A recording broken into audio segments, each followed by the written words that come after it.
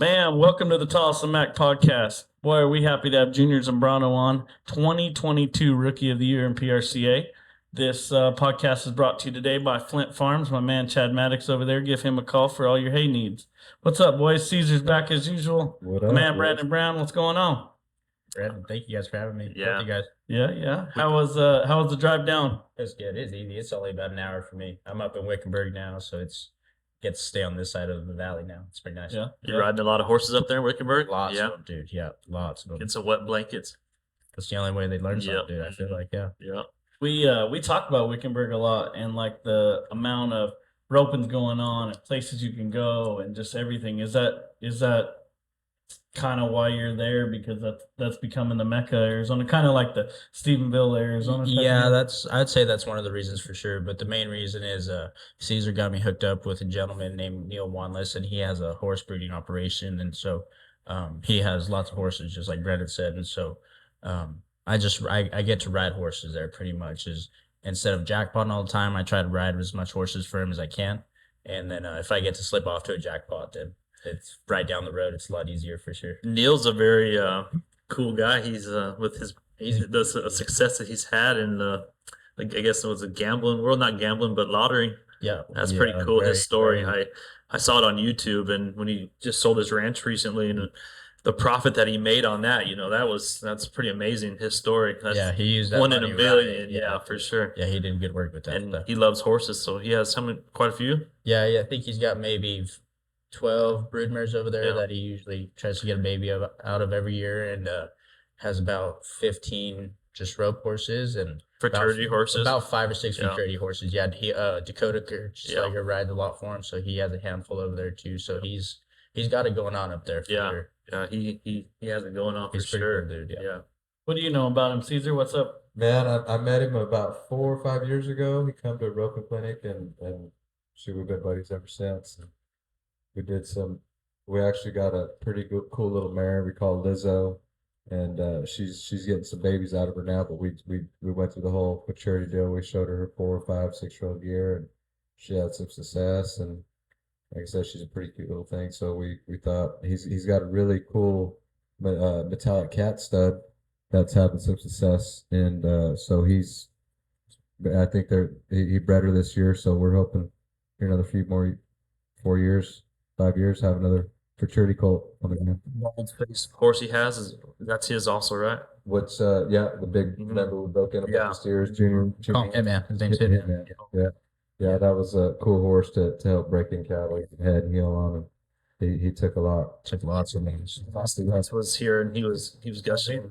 Yeah. He's cool looking. He's definitely cool looking. If you could get that horse to operate on the same page as you, he was a really cool horse for sure.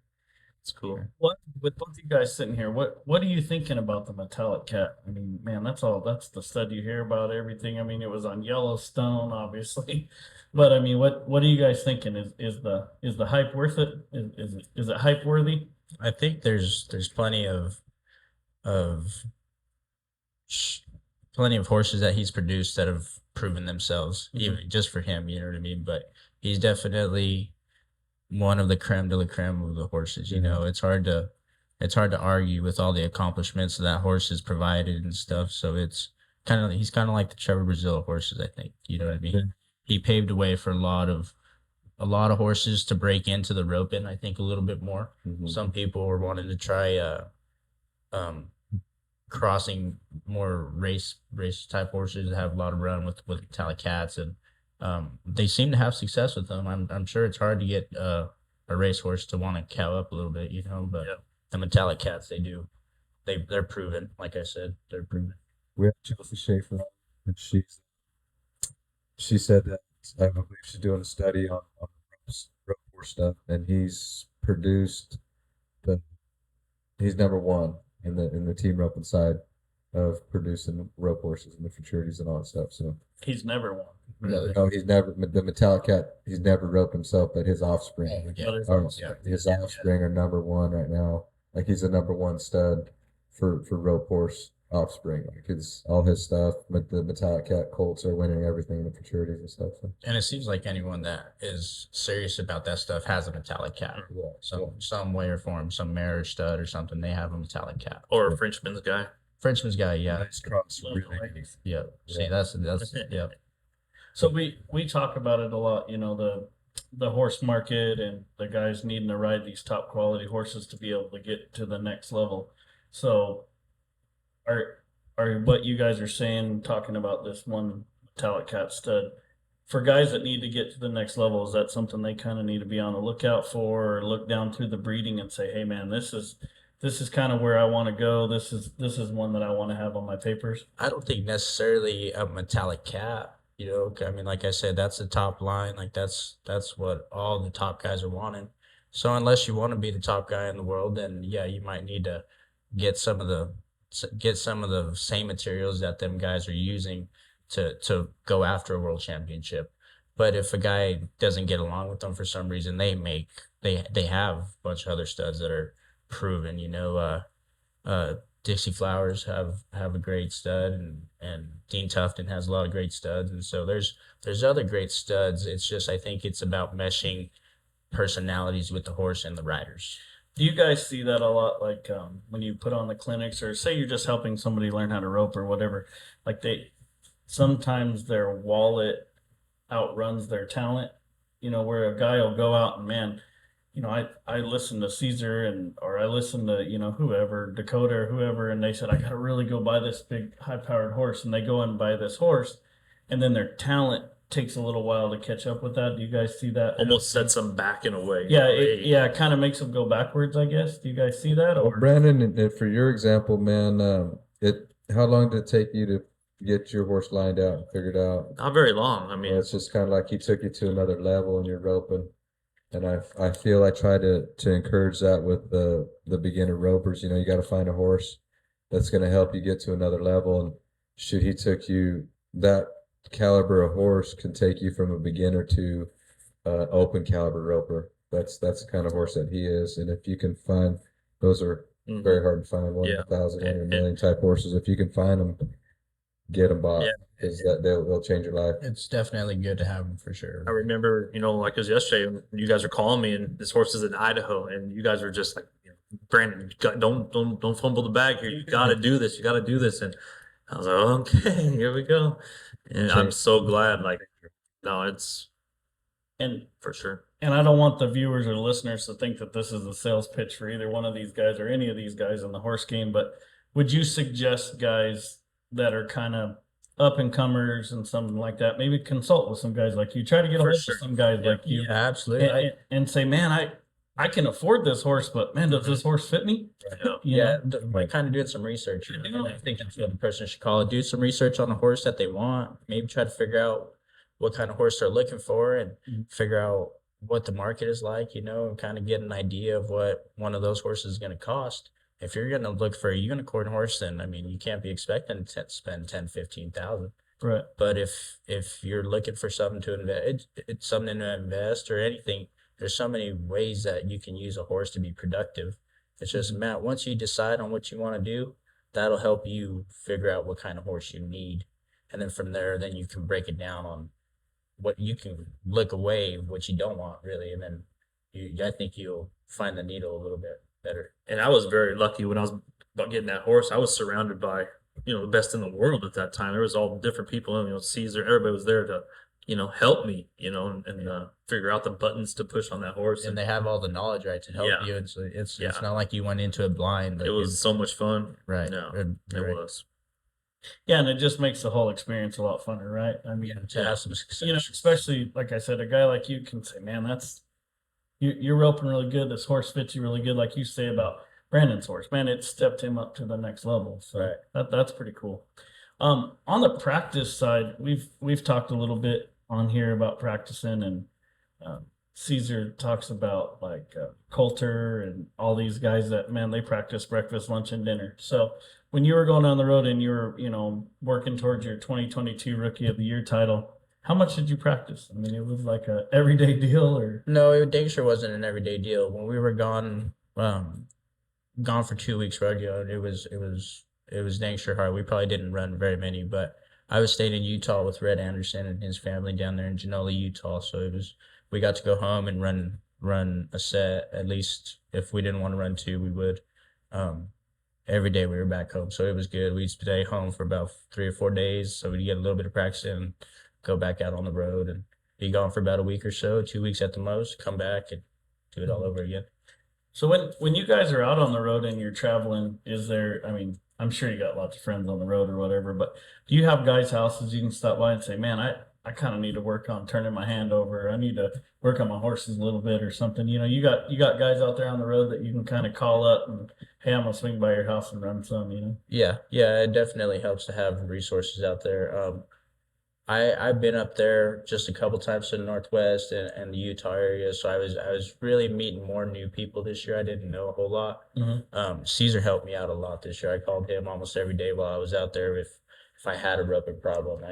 Towards the beginning of the time I was out there, we were talking about dallying and finishing, but working on too much, it almost can take over your mind and what you got going on. So Cesar, he knows all the spots. We're at the U.S. finals. He's like, "I'm gonna pull over here because my corridor reached to that plug-in." Remember that? Yeah. He has all the little spots. He knows where to go. Been doing it for a while. Yeah. But to answer questions, like you get to a few spots, but you're trying to mainly just score your horse, chill your horse out. The heel horse might be wanting to get a little wound tight, so you're trying to find a spot where you can kick him through a couple times and like free him up a little bit, because especially the heel horse, you're running to the end of it, you're throwing it down there, and you're trying to finish the run a little bit, so they'll get a little short in the corner, and the head horses will want to kind of get a little left, so pushing them forward a couple times is nice. But a lot of the times, if a guy's rhythm feels good and the horses feel good, we'll just go to the next rodeo.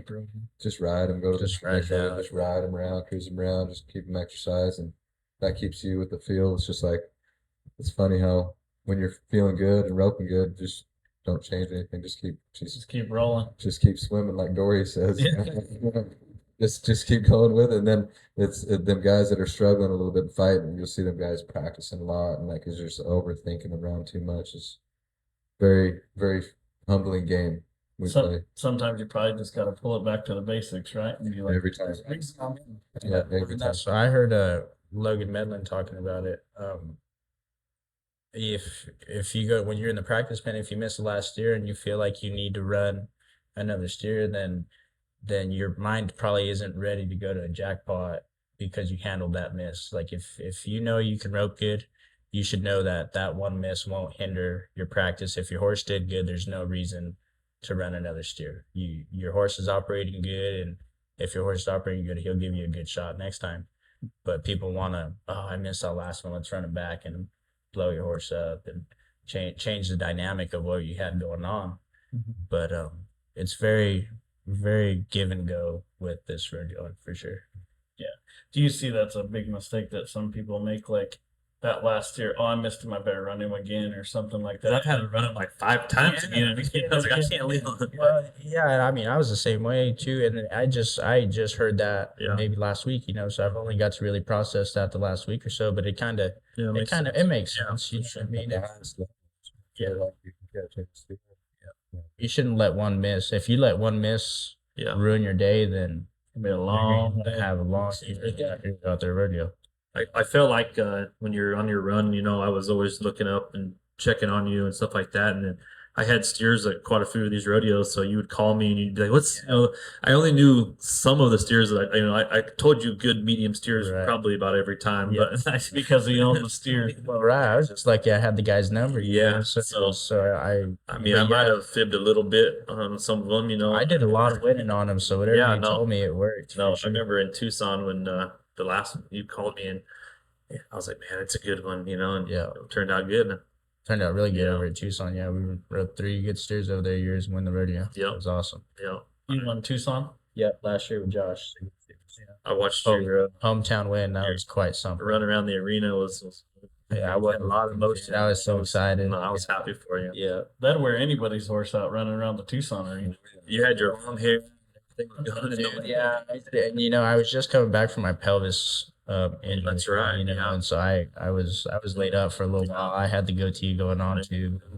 My mentality at the time was I didn't want to think about how I looked. I wanted to think about how I was coming back from that injury, and I probably ought to start growing it out again, before I head back out on the road. But no, that was a great time to let it all out, let it all go. It was fun. No, you had a lot of emotion that day. I was Yeah. happy for you. That was cool. Appreciate it. How did you injure your pelvis? I had a horse flip over on me. Just I was practicing one morning and we were doing some turnbacks, and I started backing her up, and she kind of stumbled in the back end, and when she caught herself, she stood back up and she must have scared herself. She just jumped straight up and straight back. And I mean, I was right down the center. I didn't feel like I could get out from under her anyway. It was just a bad deal, and she landed on me, and I laid there for a second, and I knew it wasn't gonna be good, but hopefully it was best case scenario for the situation. So I was laid up for 12 weeks, not months, but 12 weeks, and slowly come back and stuff. So it was kind of a Is that your only kind of major injury you've had yeah over your rodeo career? Caesar was there for the other one when I was about 11. He come over to give me a personal lesson this is before me and him were tight, and one of my dad's buddies had a grandson that wanted to ride some steers, and we had him penned up and stuff. So we go to riding some steers after That our always lesson. There's always a kid somewhere that says, "Man, I want to ride a steer." Let's ride a steer. So, I had a little setup because I rode sheep, and I had a rope and all that stuff when I rode sheep. And so we go to Buckingham, and I get on about 2 or 3 of them. Got the air knocked out of me a couple times, and I was kind of over it. My dad goes and catches one more, and for my dad's or for his buddy's grandson, and he didn't want to get on. And my dad, he called me a couple names. He's like, don't be a whatever, And I get on, and he got me on that steer. I rode him out till he quit bucking, and I go to throw my leg over, and he go to bucking again. I didn't pull my hand out clean. And so when I fell, I broke my wrist. It was a big old snap, and that was really the only other time I can't handle that had stuff. a major deal. But Yeah, that's not Brandon Brown's style. I can't handle that stuff. So what did you do when that happened? Caesar just la la. I didn't know. He's like, We helped him in the truck. It's like, I guess the lesson's over. I guess we headed home. Yeah. Yes, It was man. at the end of the lesson anyway. They were just out there having fun with my family. That's a quick way to ruin a good time right there. So Just- always like that. You guys do a bunch of that. Like, do you do personal lessons? If listeners, Not a lot of them. I like helping people. I just feel like there's a lot more stuff I can learn before I really try to advertise that, like trying to be a teacher. But whenever people come over to the house, they'll ask me a question, and I love letting them know what I think anyway, because I was that way growing up. I would be struggling, and no one would come and help me out because they think I knew everything just because I was roping decent maybe. But I like going out of my way and helping people if they'll listen. I've had times where I've helped my girlfriend or something, and she's like, you know what, just don't help me. Don't help well, me. that's always And tough. so it's but yeah, but I was able to learn where the fine line was. I felt like, to learn where someone wants help or needs help. So I really enjoy it, especially getting to watch Cesar do it. I've got to go to some of his schools ever since I was itty bitty with Jake, and so I've seen how he holds himself and do that stuff. And I would like to do it someday. You know what I mean? For sure. Caesar, you probably don't know this as much, but I mean, you're a role model to now. I mean, you're a veteran of the game, Yeah. and I mean, this next generation, like Peyton Bray. I mean, you've had an influence on a lot of these up and comers that are at the highest level, and that should be proud of that. Man, it's been awesome.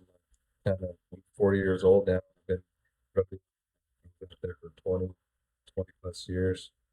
And man, these guys were just little bitty. I remember Junior when he was just a little bitty guy come to roping clinic Jake Barnes and I had, and man, he was talented right off the bat. He roped really good, and we just helped him out with some rope and stuff. And his career was started when he was 11 years old. Wow. And Peyton Bray and a handful of these kids, when they're talented like that, and you see their drive and they want to and they're willing to go work at it, it's like sky's the limit, man. It's like how far do you want to go with it? It's kind of up to you.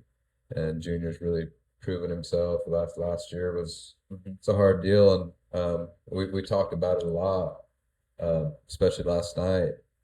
I wanted to talk more about the rookie of the year stuff. That's a pretty big journey for a lot of the young guys. A lot of them are 18, 19, 20 years old, and they're leaving home. And I told them probably at the start of the year, there's a whole bunch of rookies start at the year at the end of the year, and then toward the end of the year, there was only a handful of them. Yeah. And that's, like I said, it was a knife fight to the last year for Junior to win that deal.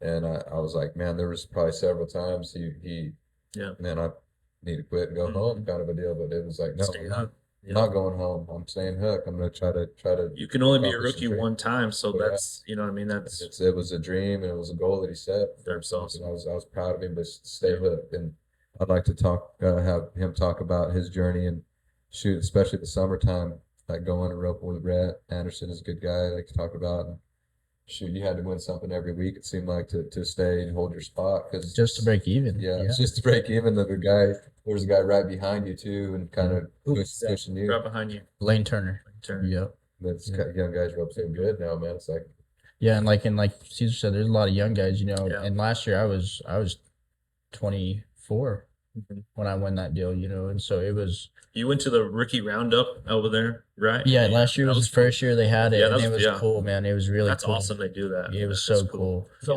what is it? Explain that. Well, it's a rodeo where they invite the top 15 rookies in the standings up at a certain point, and it's this last week, and so Yeah, they just had it again. they just had it this last week, and so they make it a big deal. They have a dinner and a back number ceremony, and it's right there at Fort Worth, and so they Anything's cool that happens in Fort Worth. yeah, especially yeah, Yeah. and so they have the RFD TV deal. TV deal up there, and so it was cool. Last year I got to do some interviews with all them guys, and when I went to Vegas again, got to deal with them again. So it was pretty cool to be around them guys a little bit at first, and so Didn't you place over there?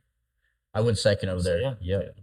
Yeah. So to kind of touch on what Cesar was talking about, like walk us through that first day you get in the rig to go out and make the run of the year that you won the rookie of the year. Because I mean, I think that's kind of what a lot of people want to hear about, right? The backstory, because we can jump on Google and we can pull up the stats about you and say you won this and you won that. But I mean, what was your feeling at? What'd you say, 24? I turned 25 this August. So you were 24 years old. You're jumping in a rig. I mean, I don't know how old your partner was, but you're heading out to, you're going to conquer a mountain. Yep. You know what I Pretty mean? much. So kind of walk us through that. Well, at the beginning of the year, I was roping with Josh. Like I said, we were going. Tucson is a circuit rodeo for us, so it was a pretty easy start to the season. And but Tucson as well is also one of the biggest winter rodeos of the year. You know, so if you do good there, then you pretty have a good chance going to San Antonio if you're entered over there and throughout the rest of the winter. But I stuck around the house right around Tucson up until California time, till right about April.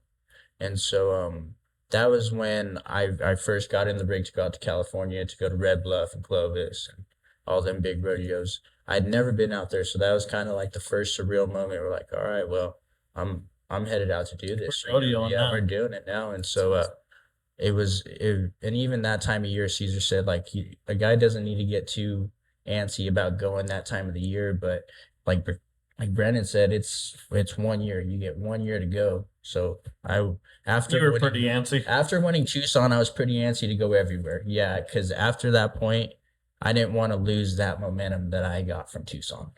And so I used it as much as I could and was pretty adamant about going all year. It was just about being able to, about having the money and having the horses and the rig and stuff. So it was.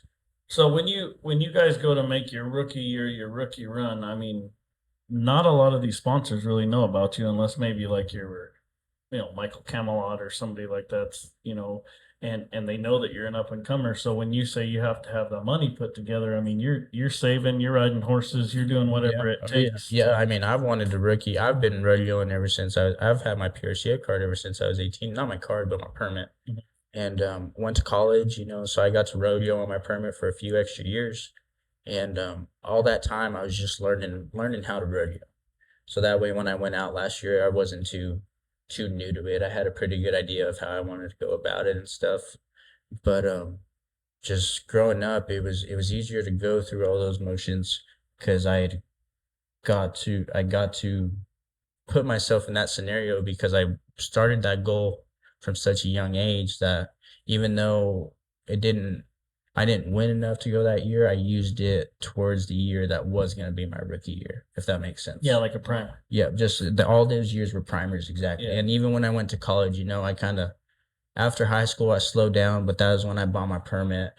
And I really, when we got to talking about before the podcast about kind of the downfall of a roper, that was kind of when I had mine right there, right around after high school, because I made nationals all my junior high years, and then all the way up, I made nationals my high school years, except my senior year.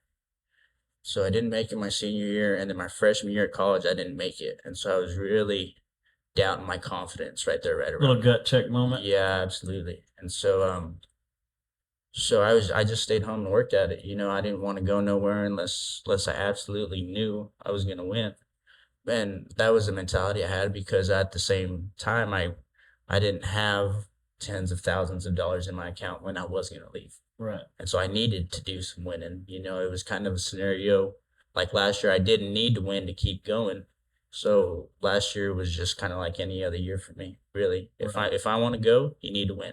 Right. If you're not winning, then really I didn't need to be out there. It was my mentality. And do you think that sometimes, I mean, I'm not a betting man, but I'll bet on this statement. Cesar's the kind of guy that you look up to, and he's the kind of guy that lions run with lions, right? Absolutely. So like he probably would do better, or maybe you would do better if you got that fire in you. Yep. That the dog in you, like Cesar Yep. brings up all the time. Yeah. Right? Right. But Yep. we got to roll. Like we got to make some money. Right. Yep. You know? Absolutely. I got to have that hustle, right? Yeah, that's what it is, and especially if you're out there rodeoing, and unless you've got a company back home, then you need to figure out how to make some money out there. You have to win. Or you have to win, that's the only other for sure income is if you win, and so if not, then you better know how to braid ropes or Do shoot something. horses or something for sure, because the money goes fast out there. So There's a lot of people that have everything and they just don't have the dog in them. So when they get going, even though they got the money to go down the road, they got everything backing them. They just don't have it, and they'll just turn around and go. They just use it. And guys like you that do everything just to be out there, and that separates right there. That separates who wants to do it and who just out there for a reason. Yeah, no reason. and that's what last year I proved to myself that I could do anything I want and be the grittiest I want Mhm. out of everyone out here, and it'll get me Yeah. somewhere. I was in Kennewick, Washington, in my little three horse bumper pool, 6 foot short wall horse trailer, you know what I mean, by myself with my generator outside blasting, and Mhm. was just waiting to run the next one. I didn't have a big old bloomer or Yeah. brand new truck. I had a 2010 Dodge with my little 4-star trailer, and that was it.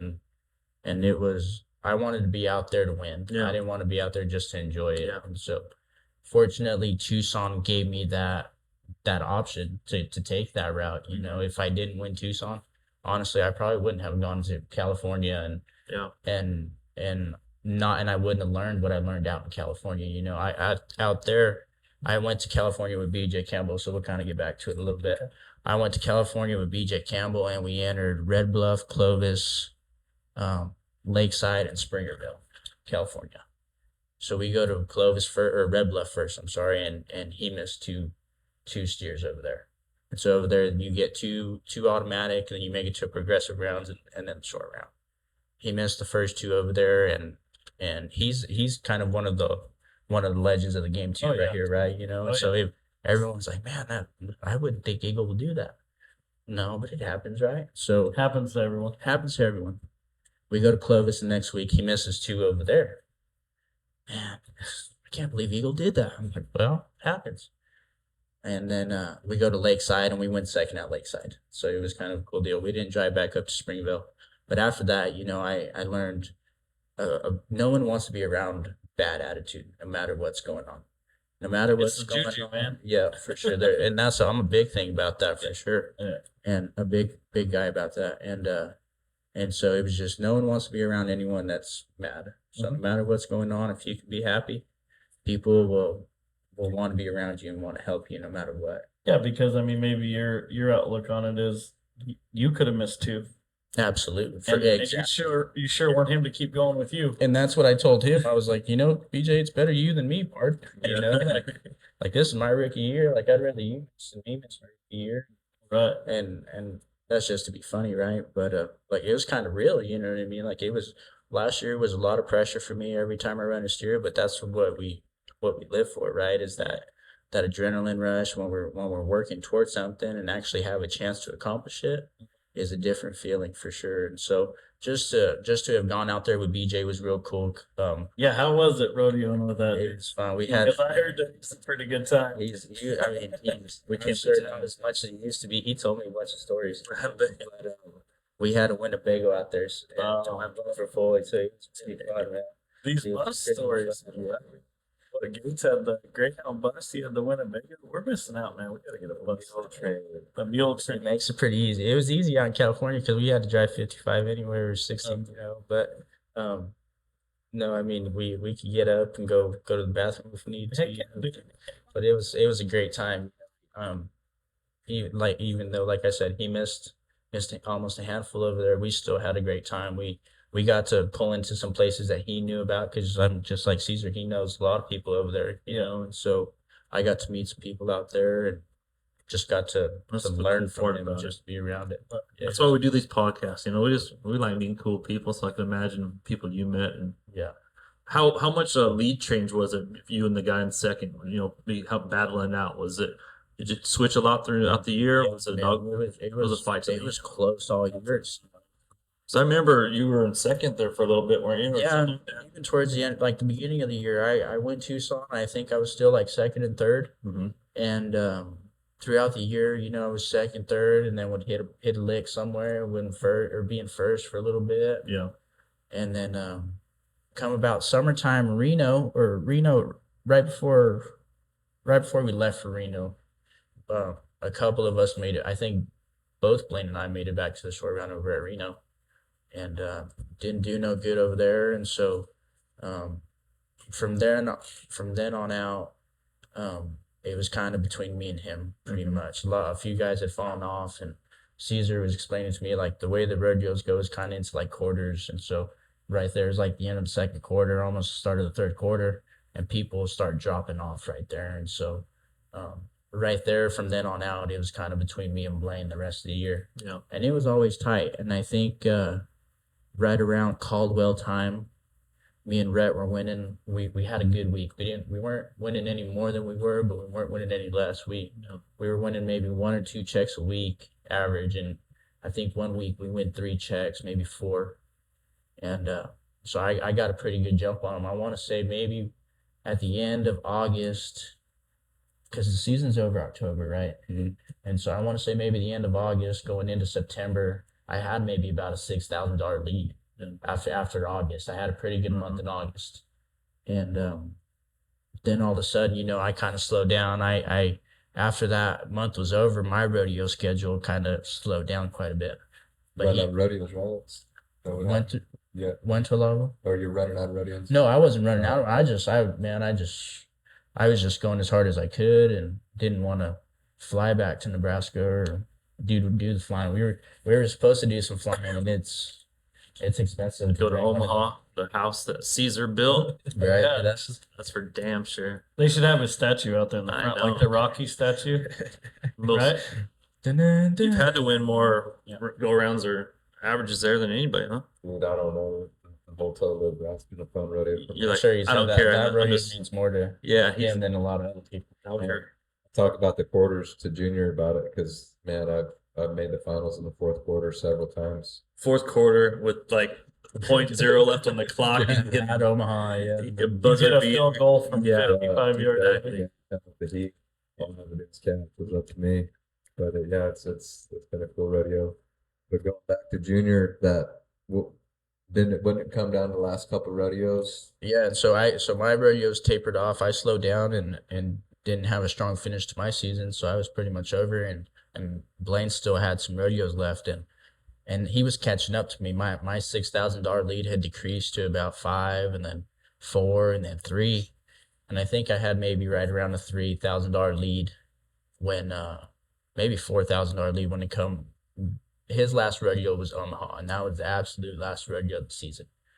And he went second over there. He was winning the rodeo for a long time, and I think up until the last perf they bumped him a couple times, and so he won a smaller check than he could have, and so he win maybe 1,900 or something like that. So he didn't bump me. So after that happened, that's kind of when I knew I think it's over. But even still, like even now, it's still a surreal feeling. But like I didn't really get a confirmation until like maybe a month after. You know what I mean?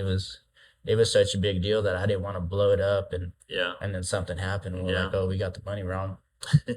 So so how's that work when you get the Rookie of the Year buckle? Because I mean, if you win at a rodeo, they they can bring you out or whatever there. But Right. like, what do they bring you somewhere? And So if you win the Rookie of the Year, they have a presentation for you at the NFR. Cool. Yep. So they have like a lunch deal and a presentation where you get a saddle and a jacket. We got a saddle, jacket, coolers, and a bunch of coupons and stuff. Bunch of cool Round stuff. Six.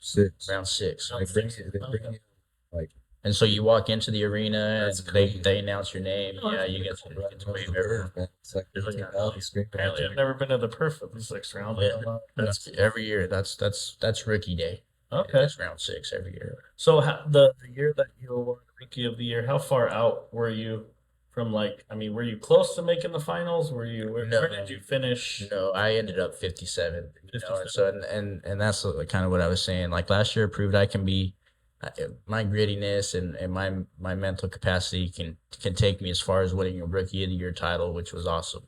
But it wasn't enough to break the top 50. I ended up 57th, and so I come back home and really got to work on my things to where when I do go back out there, I have the capability of making the top 15. Do you plan on going back out there? And Absolutely, yeah. Absolutely. And that's kind of what this year's for, you know. Hopefully I have a good year this year, and then come winter time I can maybe get a jump on them, or if not, you know, it's from the help that I get, people aren't too adamant about going and rodeoing in the winter just because it picks up so much in the summer. Well, welcome back to part 2 of Junior Zambrano of the Tolleson-Mack podcast. The part 2 brought to you by Rat Bastard Energy Drink. They do a lot of good stuff for Cesar. Cesar, wants to tell us a little bit about them. Well, they're really good. You know, as much as rodeo guys are traveling, I got into the energy drinks when I was mostly to drive. You know, I kind of get a little amped up when I rope. So we go from place to place. We're driving 10 hours, driving all night, and a little pick me up. I'd have a hard time with the monsters and stuff like that. It just give me Jittery. Well, just like I got sensitive stomach, man. Just give me the bubble guts, is what I call it. But these Rat Bastards are awesome, man. You just Yeah, they're really good. Yeah, 0 sugar. It's really good, healthy. Just the name has come up. Just when you're getting lazy and you're getting tired, just get up, you Rat Bastards. Come on, let's go. We got stuff to do. We got work to do. Has anybody tried official and unofficial sponsor? They call that. They had them mixed at the NFR, and they called them the Dirty Bastards. They yeah, a little whiskey, little Rat Bastard. Pretty awesome. Something or something. Well, they were at the South Point, and they were up there with Matt Zancanella in the Minnesota booth right behind the office there, so it was overlooking the arena. So they would give it to the announcers and the helpers out there, and they loved it. It's good stuff. It's like I say, you don't get jittery. It's nice, good energy. When you guys are at the finals, cruise around. I mean, do you go check out that kind of shit? Like my friend Jake Jacobson is the DJ Coors booth. And we go in there every year when we're there, and he hooks us up and everything. We're kind of VIP in there, and man, it is so fun. Like those parties that they have after the finals. Do you guys go around and check out all that stuff, or I've gone to the MGM. You go to the MGM? Yeah, MGM. Check it out. Yeah, it's pretty cool. Yeah, the MGM is a pretty good spot, but just shoot, you just walk down the strip. It's a pretty good party. You got a cowboy hat and you're Yeah. in a fur jacket. There's people who stop you and want to take pictures and stuff. And yeah, it's a Vegas is a good spot. I know they had it in Texas, and I didn't get to go to Arlington and stuff, but I feel like Vegas is a pretty good spot for the Cowboys and PRC rodeo. Tucson executive passes, whatever, and I got to go to cattle bearings, and that was pretty cool in there. I thought Like a big dog. it was worth it. Well, if you got on the cattle at the deal, you are a big dog.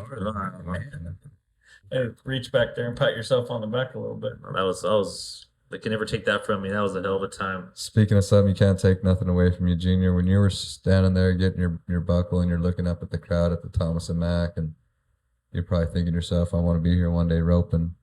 But it was probably a cool experience right there, right? Yeah, Just yeah, that's what I think. That's It's a pretty. hell of an accomplishment. Yeah. Oh yeah, it's very, like I said, it's very surreal. You know, it's very dream fulfilling, and it's even now. You know, like it's like I still wait for someone to call me and say, "Hey, man, like they messed up." But Recap. And, yeah, and so, but like, and the only reason I say that is because, you know, like I grew up where Cesar grew up, and there isn't too many NFR qualifiers from there. Yeah. You know, there's maybe a handful of guys that are around us that always had the potential. You know, his uncle George Aros, you know, he's NFR qualifier. You know, and so those were the guys I was around.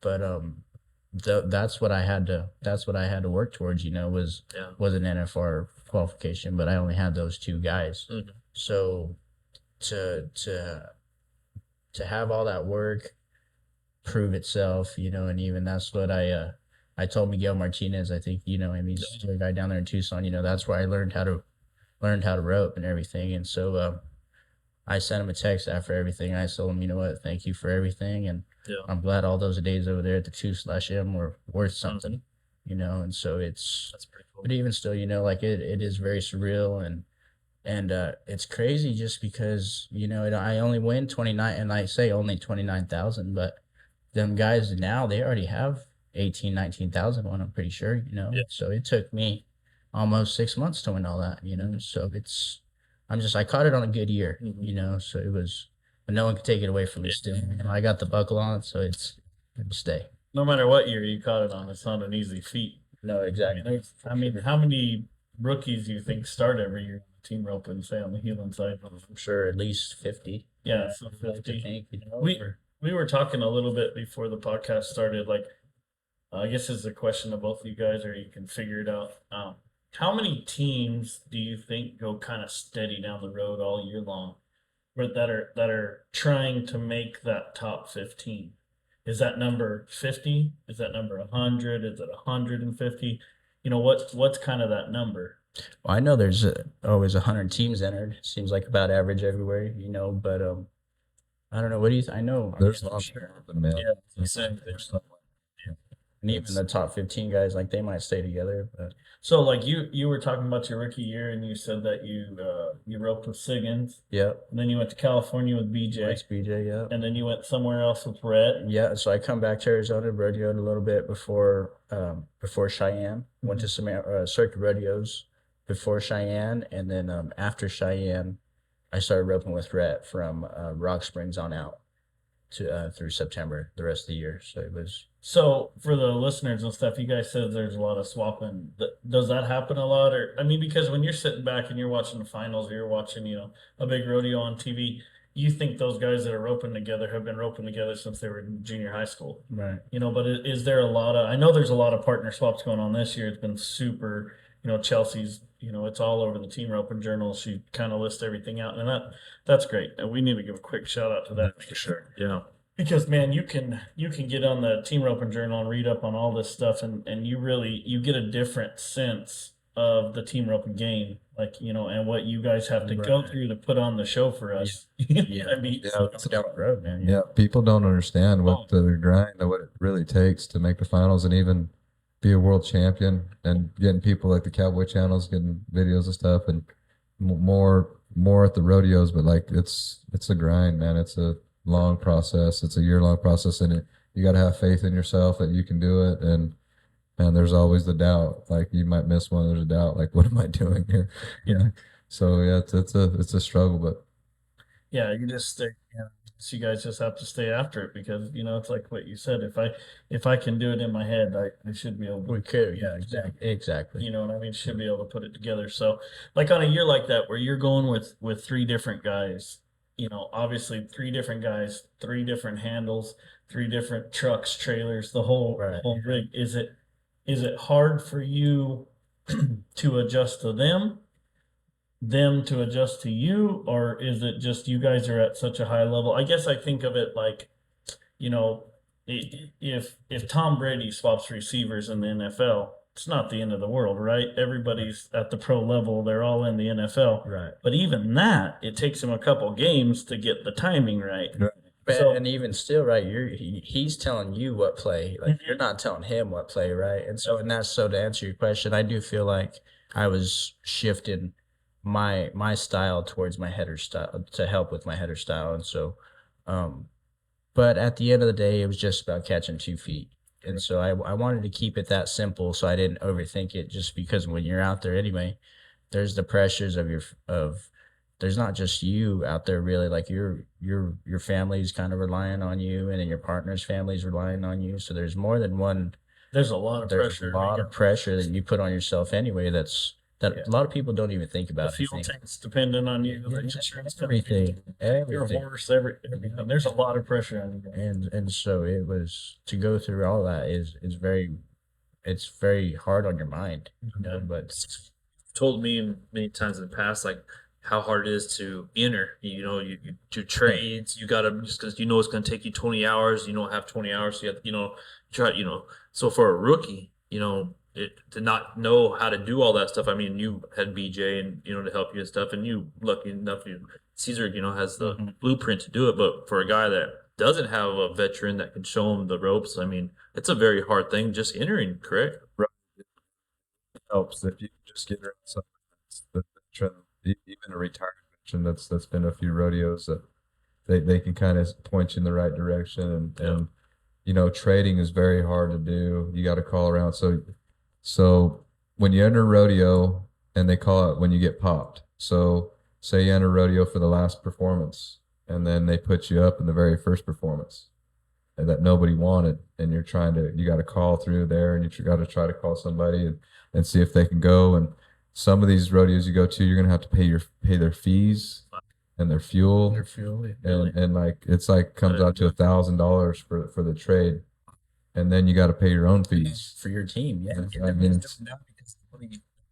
Spend to pay you to do that. they don't want. They don't care. They want that money to go to the standings. Correct? Was that what? That's our goal. If we win that rodeo, the money goes to the standings. But like, it gets to where it gets hard to trade after a while. Yeah, you're trying to get a better go. And if you're not one of the first guys that call to get trades, you're not going to get a trade. Like that's when you're going to probably have to get it, pay fees. So for me, I've had to do it where like I need to get to this rodeo. We need to go to the rodeo. So I'm going to pay somebody's fees, a local kind of guy that lives close to the rodeo, and pay him $1,000 to get that trade where I can go in the last performance. And then, some of these guys, you can get some of your buddies in the 4th of July when you enter 10 rodeos, and you might have got popped at one of them. They got popped too. And they need to go in the first performance, you know what I mean? To get to their rodeos, and it works out great. Well, that's why you got to call, and it's a lot more to this rodeo game than just roping cattle. Like roping cattle, you've been doing it ever since you're a little kid. You learn how to do it, and then when you get to the pro level, it's like that becomes secondary. It's like how to handle business, how to get your rig down the road, managing your horses, managing your partner, keeping partners for the jackpots, because team ropers go to jackpots to make their living.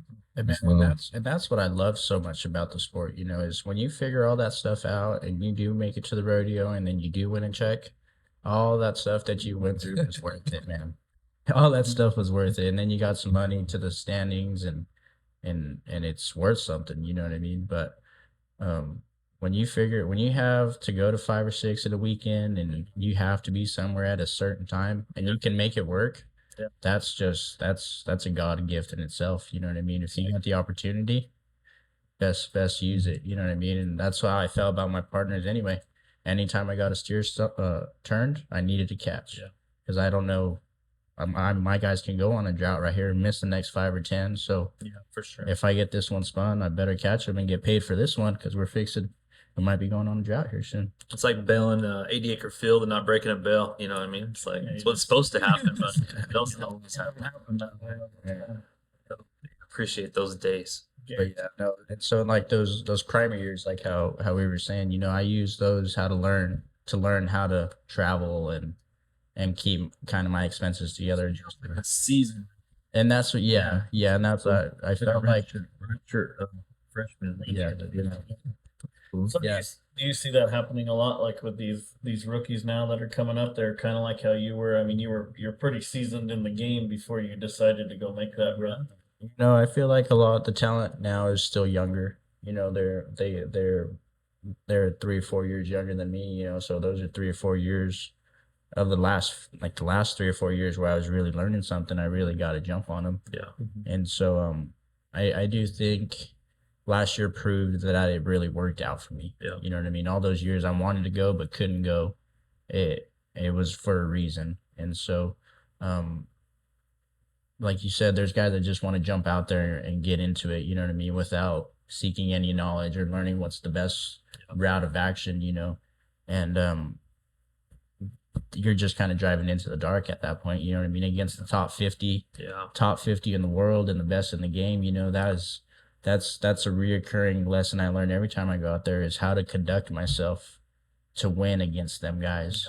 And so I use that to better myself. And so I don't want to, after I see that, I don't want to go out there unprepared, because I know Paul Eves and Joseph and Hunter and all them guys, they've got 5 badass horses and I've only got 2. You know what I mean? I might be able to go for a month or 2, but them guys get to go for 6 months at least, and jackpot and everywhere else, you know, where I can only go to the rodeos or only go to a jackpot on one horse or something. So What's your current roping number now?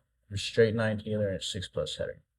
Okay. And so I've always been kind of under the radar, honestly. Like for a long time, I quit jackpotting a lot after high school. So I don't know. I've thought sometimes maybe that's where my fall was, where I quit jackpotting a lot, where my roping kind of decreased. But from then I was a 7+ when I graduated high school. And so that same year I win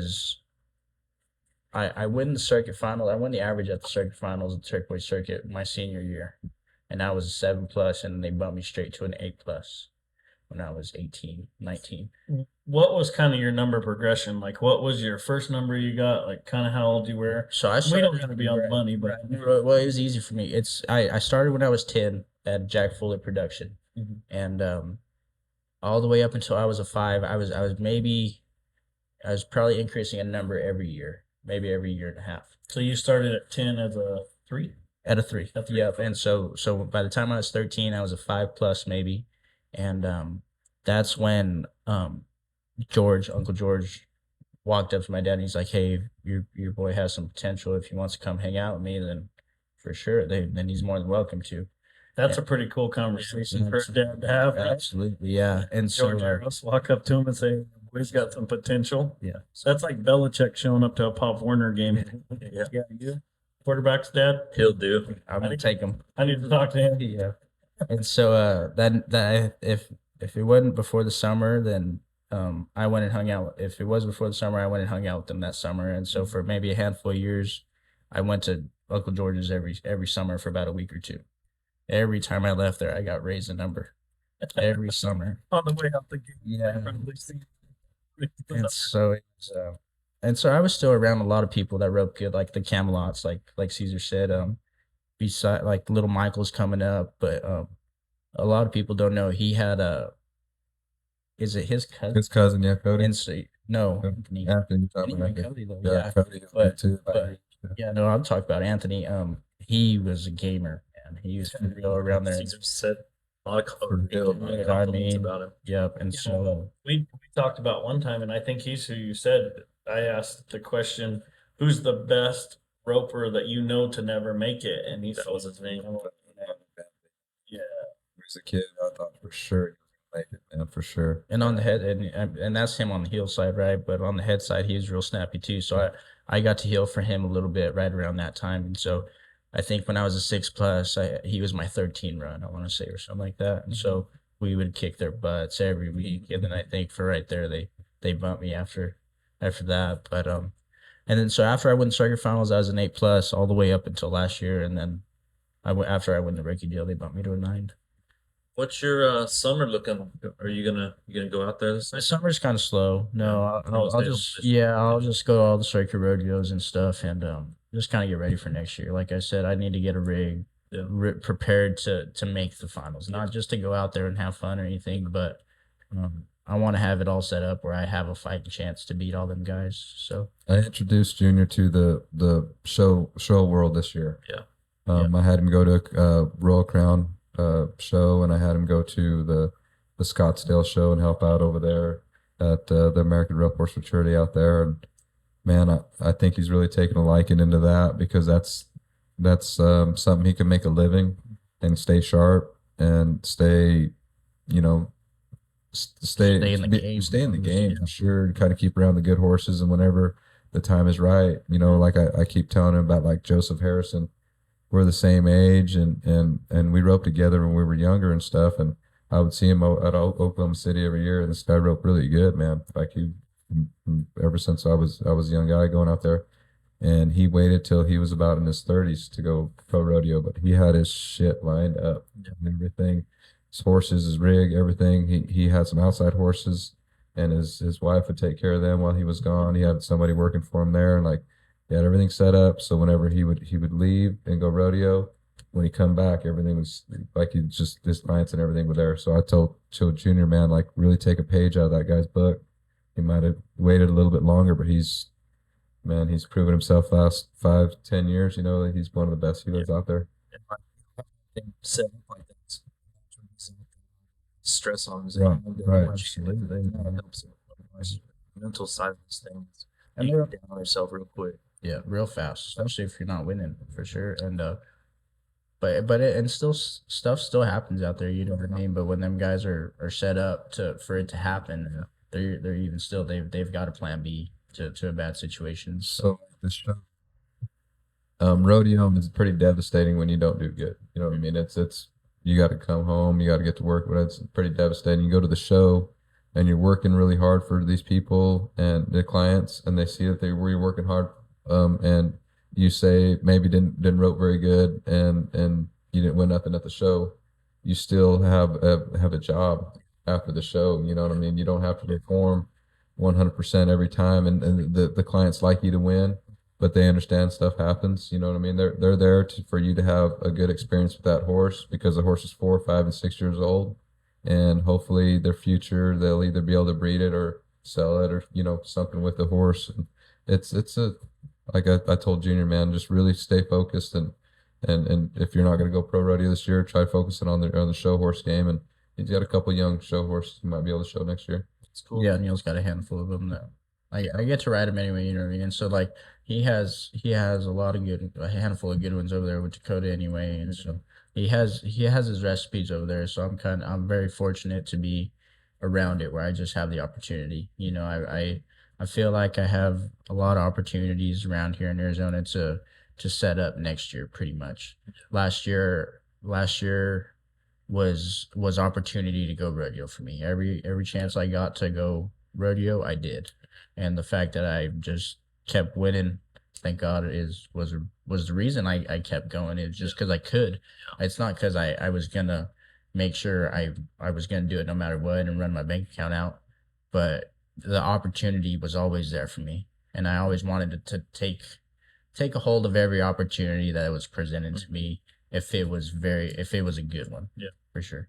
But I don't think I can find out if it's a good one if I don't dive into it a little bit, you know what I mean? Dissect it and do some research on it. So I've really been enjoying riding these young horses, and it's really helped my game out, you know what I mean, with my horsemanship. And I feel like that's what'll take me to the next level is my horsemanship. So I'm working on it a lot this year, and hopefully it'll show the year after and the year after and the year after. Yeah, it's a plan. So Do you guys when you start to plan out, like you say, you're going to go next year and you're getting all these things in place, or how Joseph got all these things in place, do you start to call on sponsors? Do you start to look in that direction, or what are you doing? Or when you say you're getting things in place, are you going to jackpots and poking that money away, or are you're reaching out to Resistol, or these guys, Rat Bastard, or Flint Farms, or whoever, somebody that will get on board with you to go? Is that the plan, or what? Yeah, it is definitely the plan, but it's because I feel like opportunity's there for it. Last year when I was going all last year, I wasn't really proven, and so I didn't want to have that extra pressure of having a sponsor to let down. You know what I mean? I didn't want to say I'm gonna go and win Rookie of the Year and blah blah blah, and then it not happen. You know what I mean? And now that it did happen, that helps your now brand. that it, exactly, and sure. it helps my confidence to where I know if I have a plan, I can go with it. So now I can ask people to be on my team. You know what I mean? Because I feel like I can be more successful now than jumping into it last year and failing, and then definitely just whatever. You know what I mean? I'm sure good people would have stuck around, but I mean, I've heard lots of stories about sponsors not being very nice if you don't win. So it's very cutthroat out there. So it's hard to please everyone, and so that's why I try to not put myself in a position where I'm gonna let down so many people if something happens, and so that's where I feel like that's where just like my straightforwardness comes in, and if it's gonna work, then it's gonna work, and if not, then let's have the least amount of people here that need to be here, and let's just get to work on what we need to do, and let's get it accomplished. And in this day and age, that's very commendable, right? I mean, basically sitting here saying, I ain't gonna bullshit you. Yeah. Like, I'm gonna go and I'm gonna do my job, and I'm gonna win Rookie of the Year, and you hold that sponsorship, I'm gonna be back to get it. I'll show you. Yep. I'm gonna show you I'm gonna win this, and then when we come back, we're gonna be sitting at a different table. We're gonna have different paperwork in front of us because we're gonna want to go down the road, basically. And another thing I thought about, like, that commitment was just within that 1 year. You know what I mean? And so if it wouldn't have worked out the way it would have with all my sponsors, then I would have never been able to have got that back. Right. From here on out, I can say I'm going to try to make in the finals, and it may not be this year, but hopefully if it's not, then I'll be best prepared for next year. And it can just kind of keep rolling into every year. But last year was it was very, well, there was a lot of self-pressure just because it was the rookie year. My rookie year was my 1 year to do everything, so I wanted to make sure that I did everything on my terms, and I felt good about every decision I made. And I got to learn where I'm missing some pieces. And so and sponsors are a huge thing out here. You know what I mean? And so I didn't not want sponsors, like I said. I just didn't want to disappoint everyone. Well, and I mean, although it may not seem like it, maybe you did it the right way, because like I said, now when you go back and sit at the table, you can set that buckle out there and say they didn't give very many of these away. A lot of them said what they're gonna do. You can say what I did. Yeah. Now You we know can what I talk. mean? So. Well, I think you need to be very proud of that. I'm very proud that we got to have you on here, man. Cesar talks super highly of you. Thank you Brandon guys for really having likes me. you, and you come back and see us anytime. Absolutely. You guys let me know when you guys have an opening, and we'll visit some more, man, for sure. For sure. I'd like to give a shout out to the Hauser and Hauser boys up there in Camp Verde. You know anything about them? Yeah, they're the best sweet corn going, let me tell you. Yeah. Zach Hauser, Chance, Ben, Emily, Claudia, they're greatest people. So They are good people. So all right. Well, thanks for joining us, and we'll see you on the next one. yeah, thank you. See you guys. Bye-bye.